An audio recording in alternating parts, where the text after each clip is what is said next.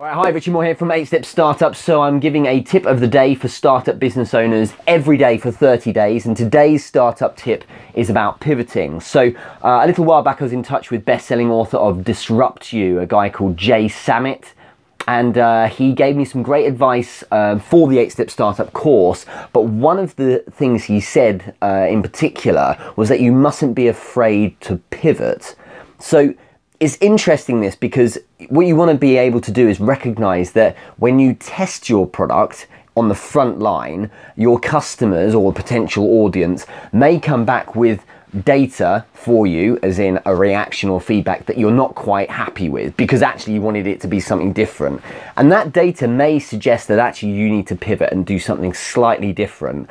And you know, if there's literally zero people are interested in you, well then you have to completely pivot. But sometimes it's something just a little different, but kind of in the same lines of where you are in the first place anyway. So when I was very early on starting off the 8-Step Startup course, I was told actually by Rajan Dev, who's one of the global leaders of strategy with Facebook, that you should test your idea early. And this goes along these ideas of, you know, get your product out there, even if it's not completely built, get it moving so you get some feedback at least. You know, the classic Bill Gates approach of you know, build it, ship it, then fix it.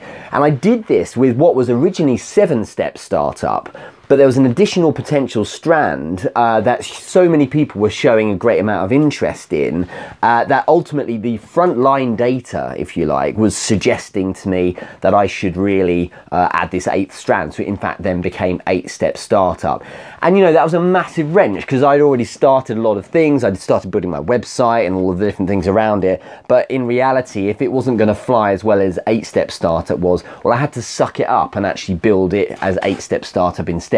But that's why there's really good advice on the idea of testing your idea early, because if you test it with real people early on before you're completely built, so a beta version or something like that, then you can really get that feedback and see if you do need to pivot in some form.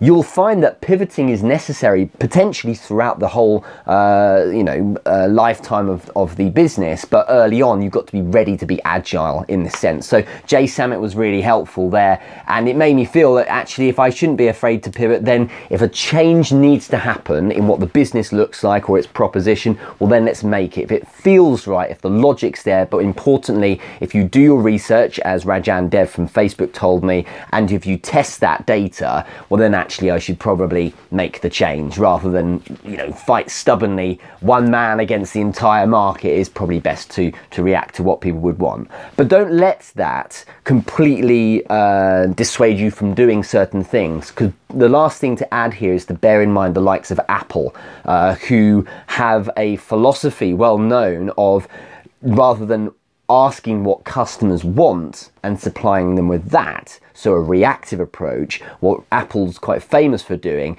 is giving an innovative, high-tech new product to its potential customer base and saying, this is what you want, this is what the future for you looks like, and so the people react to that. But it doesn't mean that they are not pivoting at times and changing things here and there based on the reaction and feedback from the public. But there's nothing wrong with you saying, this proposition as I've thought of it is going to help you people, and let people realize, actually I didn't think of it that way, yeah, that will really help me. So it's a kind of relationship of reciprocity there. Anyway, I hope that helps. More tomorrow for your next tip.